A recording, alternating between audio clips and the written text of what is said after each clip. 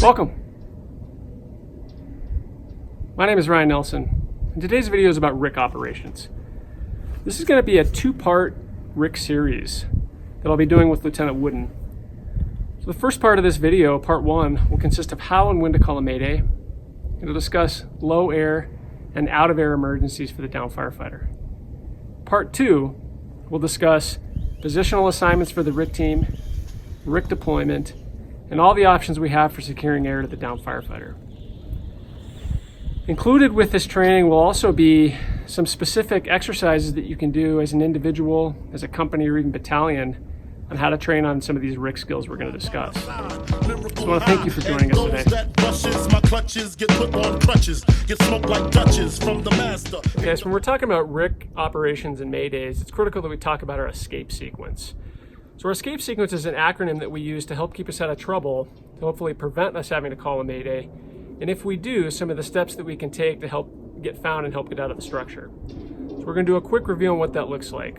Escape. E, emergency reverse. S, secondary means of egress. You should always be looking for doors and windows that can help lead you to the outside of the structure. C is call command. A, activate pass.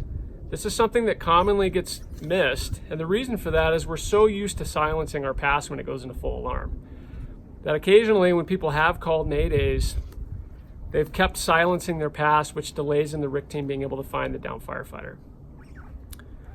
P, perform a breach. And E, easy breathe.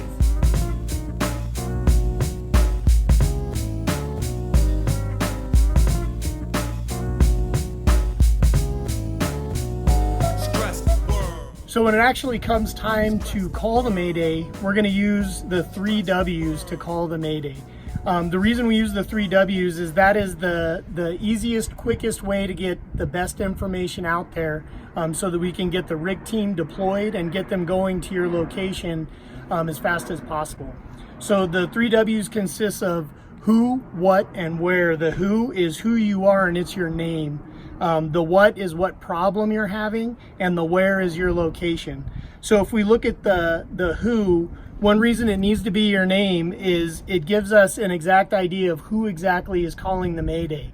If I try to use my seat assignment, I maybe have roved to 2 other seats that day. I may have been 8.3 earlier in the day and now I'm 7.4 later in the day.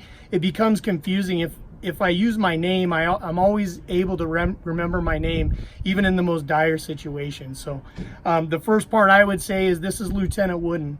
The second part is what's going on. Am I injured? Did I break my leg and I can't get out? Am I running out of air?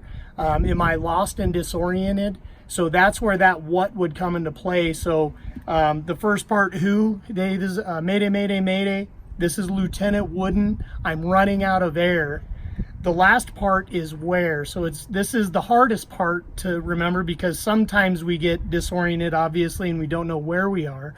And even airing where you are in a building is sometimes difficult, especially when your heart rate's up, you're scared, you're working, hypoxic, all of that stuff. So the where you are has to be a specific location in the building. If you're on the 2nd floor, Alpha Bravo side, you need to air that you're on the 2nd floor, Alpha Bravo side. But when it comes time to call that Mayday, hit the push to talk and it's Mayday, Mayday, Mayday. This is Lieutenant Wooden. I'm running out of air. I'm on the 2nd floor, Alpha Bravo corner. But those 3 things, the 3 W's, gets the RIC team deployed. It gets your location out and your problem out as quick as possible. Okay, so you just learned how to call a Mayday. Let's talk about our radios. The preferred method we're recommending for calling your Mayday is using your push to talk button. The reason for this is that it keeps you on the TAC channel that the fireground is operating on.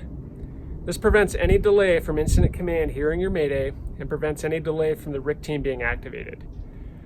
Once the Mayday's been called, the incident commander will assign a different TAC channel for all fireground operations. This way, the down firefighter and the RIC team can stay on the original TAC channel that the Mayday was called on. There are some circumstances where you may have to use your emergency red button to air your Mayday. And those are if you've been attempting to call your Mayday through your push to talk and have not been able to get through, you can push your emergency red button to get through. What happens is it'll take you to TAC 2, it'll lock you on TAC 2, and it'll give you 10 seconds of uninterrupted airtime. The advantage of this is that you can get through to dispatch and someone will hear your mayday. The disadvantage is that now dispatch has to contact the incident commander and notify them that there's been a mayday called on their scene. This delays the deployment of the RIC team. So the other issue with using your emergency red button is for mutual aid fires. If we're operating with an outside agency such as South Metro, Metcom will be monitoring that fire. By pushing your red button to air your mayday, that takes us to our dispatch center, which means that our dispatch center has to contact Metcom and let the incident commander know that there's been a mayday called on that scene, which is a significant delay in getting the RIC team activated. Again, so that's why we recommend first choice is using your push to talk button. And if you cannot get through, second option is your emergency red button.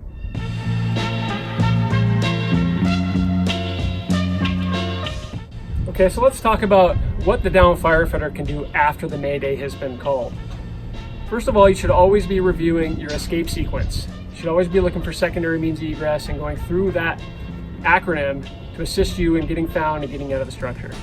But there are some things that you can do to expedite the rescue if you're not incapacitated and can do so. One of those things is converting your own harness. So there's a few things that have to happen when the RIC team gets to the downed firefighter. One of those is securing air and the other is converting the harness.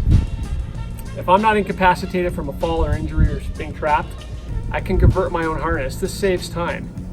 It takes me about 5 to 10 seconds to convert my own harness. It may take the RIC team a minute or longer, which is a minute you're going to need if you're running out of air and needing to get out of the building. Okay, so let's go through a self-harness conversion. First thing I'm going to do is I'm going to grab the center of my buckle. I'm then going to loosen the right side of my strap, never letting go of the buckle. Loosen the left side of the strap, and simply buckle in between my legs. So again, that takes 5 to 10 seconds, and now I'm converted. Okay, so let's talk about managing low air. Many of us were trained in a technique called skip breathing. So skip breathing requires you to momentarily hold your breath with the purpose of trying to extend the life of your bottle. The problem with this is by holding your breath, you're retaining CO2. This can increase your respirations. So they've had a few studies on this and they've proved that this has been an ineffective method of extending our life of our bottles. There is a technique that is improved and it can help extend the life of your bottle by around 10 to 15%. And that's a technique called Riley breathing. So with Riley breathing, the goal is to extend your exhalation phase. So typically, an inspiration-exhalation phase takes around 6 seconds. With Riley breathing, the goal is to bring that to 12 seconds. So what it looks like is I'm taking a nice slow breath in, followed by a humming exhalation.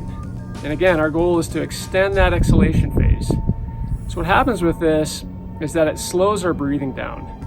This helps drop some of our vital signs, helps drop our heart rate, our blood pressure, and this in turn extends the life of your bottle. They've also determined that you can be at task doing this. I could be walking up a flight of stairs, I could be looking for an exit inside the building. I can be using these techniques to try to extend the life of my bottle while on that task.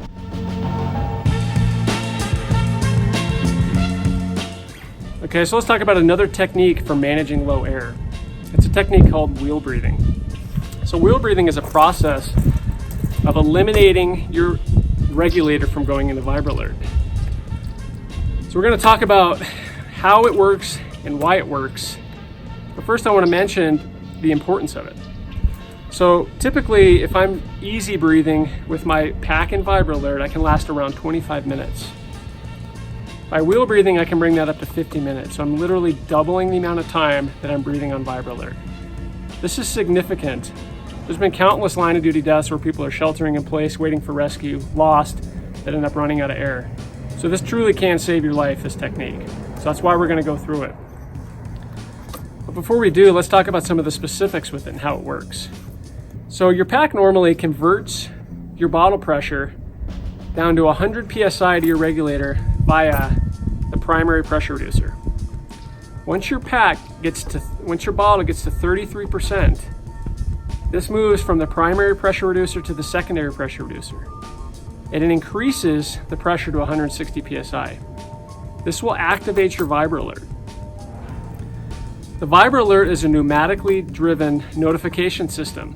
The reason for that it's pneumatically driven is that you need to have some method outside of your electronics in your pack to notify you that you're on low air. So that's why they have a pneumatically driven device at the regulator.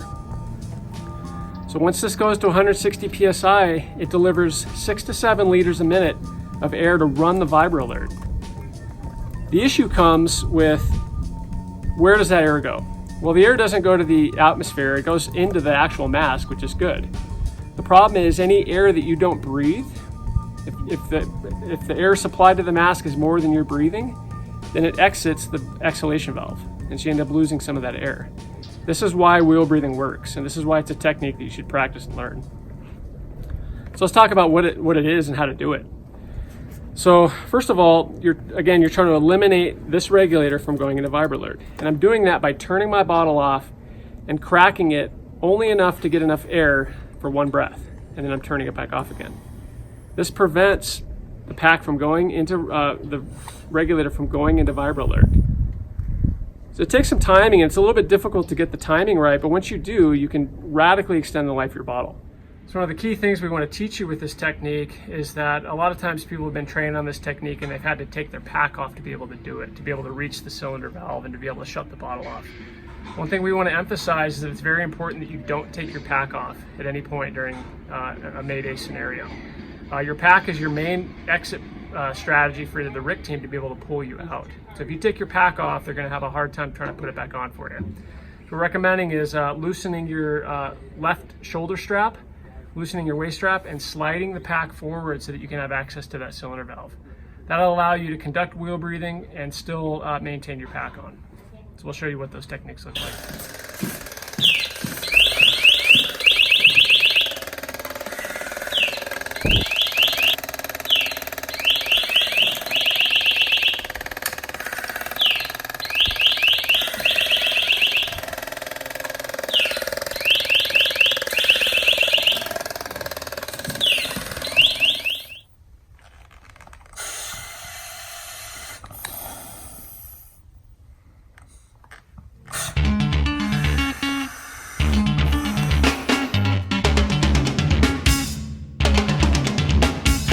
So now we're actually going to start covering some out of air emergencies and what would be some options you have if you actually run out of air inside the structure.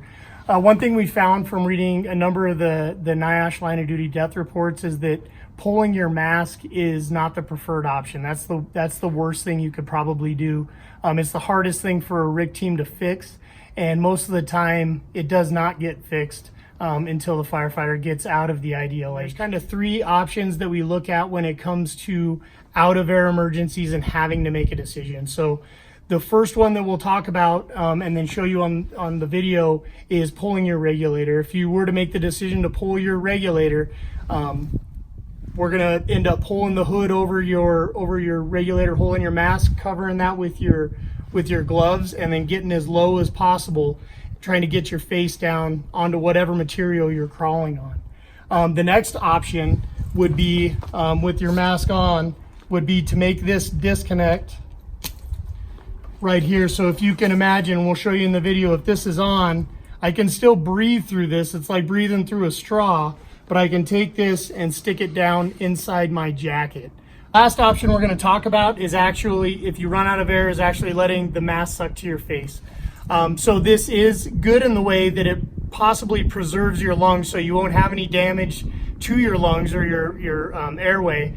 The negative side of it is when you make that decision and you go unconscious, you're only giving yourself 3 to 4 minutes for someone to get in there, rescue you, get you outside, and resuscitate you. So your your airway should be 100% healthy and good, but you're giving yourself a limited time for rescuers to come in and get you.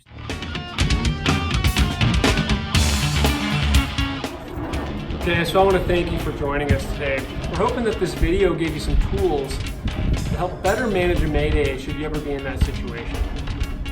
It's through training that we can become more adept at managing Maydays and to be harder to kill in general. Our next video will have RIC team deployments, and rescuing down firefighters. So stay tuned.